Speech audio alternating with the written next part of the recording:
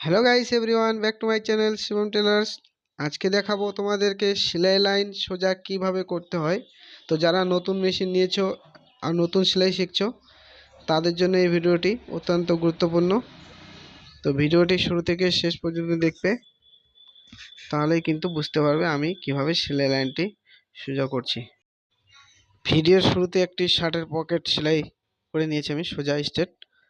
তো এইভাবে তোমরা যদি শার্ট প্যান্ট বানাও তাহলে কিন্তু এভাবে স্ট্রেট সেলাইটার অত্যন্ত প্রয়োজন। শার্ট সেলাই, প্যান্ট সেলাই একটা স্ট্রেট সেলাই না হলে কিন্তু দেখতে ভালো লাগবে না। তো এখানে আমি শার্টের পাইপিং সেট করছি। তো দেখো যে আমার সেলাই ফুটটা যে রয়েছে তার থেকে এক সুত কাপড়টাকে বাইরে রেখে এই সেলাইটা মারতে হবে, একদম সোজা করে। আর কাপড়টা ঠিক মতো করে রাখতে হবে, তাহলেই কিন্তু এই সেলাইটি সোজা হবে। দেখো এভাবে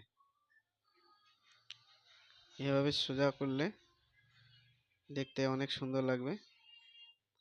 আর সেলাইয়ের কাজ হলো যে সোজাই কিন্তু সেলাই যে কোনো জায়গাতে সেলাই করে দেখতে খুব ভালো লাগে।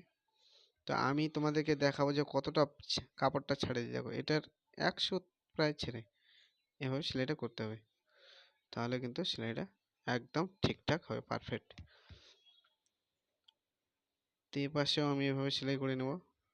এরপরে আমি চাপ সেলাই, দেখো চাপ সেলাই সোজা একদম স্ট্রেট।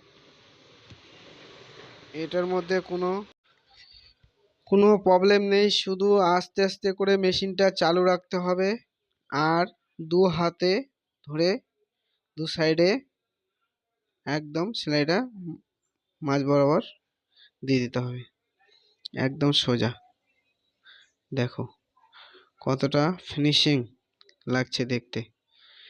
নতুন যারা সেলাই শিখছো তাদের জন্য এই টিপসটা আমি বলছি, কারণ সেলাই অনেকে তো শিখছো, সোজা করার ব্যাপারটা হচ্ছে মেন। তো এই ছিল আজকের video. Tata, bye bye, next ভিডিওতে আবার দেখা হবে।